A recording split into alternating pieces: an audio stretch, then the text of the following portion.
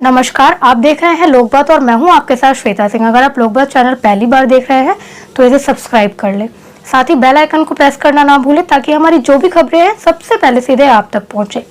आज मैं बात करने जा रही हूँ एक ऐसे अपराध की जिसे हम सिर्फ अपराध नहीं कहेंगे, जो कि है जघन्य अपराध। जी हाँ, जहां आज पूरे भारत देश में लॉकडाउन चल रहा है, उसी लॉकडाउन के बीच जहां एक व्यक्ति इधर से उधर नहीं कर सकता, एक सामान यहाँ से वहां नहीं हो सकता, उस लॉकडाउन के बीच एक ऐसा जघन्य अपराध सामने आया है कि उसके बारे में सोचकर आपकी रूह कांप उठेगी। जी हाँ, एक बार फिर दरिंदों ने ऐसी दरिंदगी की है जिसके लिए उन्हें सजा जरूर मिलनी चाहिए। जहां आज पूरे भारत में लॉकडाउन है, एक सामान यहाँ से वहां नहीं हो सकता, एक व्यक्ति यहाँ से वहां नहीं हो सकता, उसी लॉकडाउन के बीच एक शर्मनाक हरकत सामने आई है मध्य प्रदेश से। जी हाँ, मध्य प्रदेश की राजधानी भोपाल में स्थित दमोह में एक ऐसी दरिंदगी सामने आई है जिसको सुनकर आपकी रूह कांप उठेगी। मध्य प्रदेश के भोपाल में स्थित दमोह में 6 साल की मासूम बच्ची के साथ रेप किया गया। रेप के बाद उसकी आंखें फोड़ दी गई।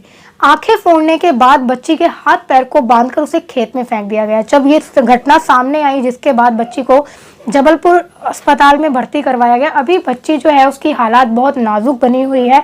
जब उसको ढूंढते ढूंढते उसके परिजन जब वहां पहुंचे तो उन्होंने देखा कि किस तरह से बच्ची की आंखों से ब्लड बह रहा था। ये बहुत ही ज़्यादा एक शर्मनाक, या इसको ये कहें कि एक जघन्य अपराध है, एक दरिंदगी है, एक क्रूरता, एक मानसिकता। हम यहाँ पर ये ज़रूर कहेंगे, देखिए पूरे देश में लॉकडाउन चल रहा है, मतलब एक व्यक्ति यहाँ से वहाँ नहीं जा सकता, एक सामान यहाँ से वहाँ नहीं हो सकता। उस दौर में भी जब इस तरह की चीज़ अगर सामने आ रही है तो इसके लिए अब हम किसको जिम्मेदार ठहराएं? ये ऐसी मानसिकता के लोग हैं जिनकी वजह से ये देश बार बार शर्मसार होता आया है। और अगर ऐसी मानसिकता वाले लोग अब भी अगर नहीं समझ पाए, अगर अभी इनको नहीं समझ में, मुझे ये एक बात समझ नहीं आ रही है कि ऐसी इनकी मानसिकता बनती कैसे है। 6 साल की बच्ची, आखिर उस बच्ची की गलती क्या थी? उसको लालच दिया गया, 5 रुपए की एक टॉफ़ी के चक्कर में उसको, वो मासूम को बहला फुसला कर ले गया। एक जो मकान था वहाँ पे सुनसान कुछ ही उसके घर से दूरी पर, वहाँ पर उसको लेकर गया जहाँ पर उसके साथ दुष्कर्म किया गया। बाद में उसकी आंखें फोड़ दी गई। आंखें फोड़ने के बाद, जैसा कि मैंने पहले भी बताया, बच्ची को किस तरीके से, देखिए आप, किस तरीके से ये मानवता का जो, इस तरीके से मानवता पे प्रहार किया गया है। एक बच्ची को हाथ पैर बांध के उसको खेत में फेंक दिया। इस तरह की दरिंदगी लोग कर कैसे सकते हैं, मुझे ये बात समझ में नहीं आती। दमोह में पुलिस ने जैसे ही घटना मालूम चली उसके बाद जांच पड़ताल शुरू कर दी, जिसके बाद गांव के 20 लोगों को गिरफ्तार किया गया। 20 लोगों की गिरफ्तारी के बाद, पूछताछ के बाद, जो आरोपी है सचिन सेन, वो सामने आया और उसने अपना जुर्म खुद कबूल किया है कि किस तरह उसने 5 रुपए का लालच देकर बच्ची के साथ ये घटिया और घिनौनी हरकत की है। इस पूरी घटना पर उमा भारती का भी एक ट्वीट आया जो हम आपको इस वीडियो में दिखाएंगे, जिसमें उन्होंने इसकी काफ़ी निंदा की है। साथ ही कमलनाथ का भी एक ट्वीट हम आपको दिखाएंगे जिसमें उन्होंने कहा है कि लॉकडाउन में जहां जब एक सामान यहाँ से वहां नहीं हो सकता, उस बीच इस तरीके की हरकत हो रही है। उन्होंने अशोक चव्हाण पर सीधे तौर पर हमला किया है अपने ट्वीट में, जो कि हम आपको इस वीडियो में भी दिखाएंगे कि किस तरीके से उन्होंने बोला है कि आपकी सरकार में ये सारी क्या चीज़ें हो रही हैं, कैसे हो रही हैं। उन्होंने बोला है कि बच्ची की मदद की जाए, उसके परिवार वालों की मदद की जाए, सारा अस्पताल का जो खर्चा है वो उठाया जाए। और इस पर मैं एक बात और आपको बता दूं कि मध्य प्रदेश के मुख्यमंत्री ने खुद ट्वीट किया है और खुद उन्होंने बोला है कि बच्ची की जो है अस्पताल का पूरा खर्चा किया उठाया जाएगा, बच्ची का ध्यान रखा जाएगा, उनके परिवार वालों की पूरी मदद की जाएगी।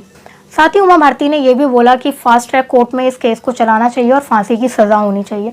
अभी हाल ही में कुछ ही दिन पहले, लॉकडाउन से कुछ ही दिन पहले, निर्भया के जो मुजरिम थे जिनको 7 सालों के बाद आखिरकार सज़ा मिली, लेकिन उसके बावजूद ऐसी मानसिकता वाले लोग समझने को बिल्कुल भी तैयार नहीं है, बिल्कुल भी उन्हें समझ में नहीं आता। पता नहीं इतनी गंदी मानसिकता वो कहाँ से लाते हैं, आखिर ऐसा क्यों करते हैं ये लोग।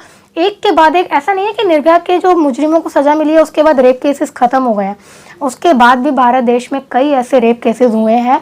आखिर ये रेप कब रुकेंगे? मेरा आप सबसे ये सवाल है, मेरा प्रशासन से भी ये सवाल है, सरकार से भी ये सवाल है। लेकिन मैं सरकार से भी क्या ही कहूँ, ये मानसिकता है, ये एक, सरकार को हम सीधे नहीं बोल सकते, ये एक मानसिकता है जिसको हमें बदलनी होगी। और वो मानसिकता हम तभी बदल सकते हैं जब हम खुद को बदले।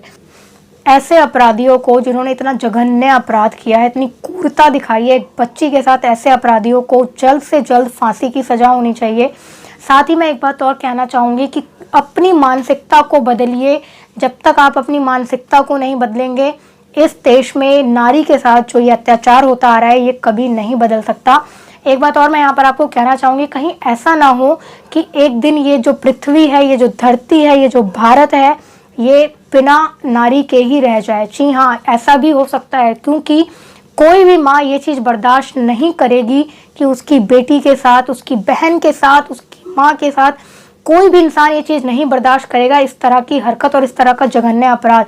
तो कहीं ऐसा ना हो कि हर एक वो नारी, हर एक वो स्त्री, हर एक वो औरत एक औरत को जन्म देना बंद कर दे। इस डर से नहीं कि वो एक लड़की है, लेकिन इस डर से कि वो अपने आंखों के सामने इस तरह की हरकत होते हुए बर्दाश्त नहीं कर सकती।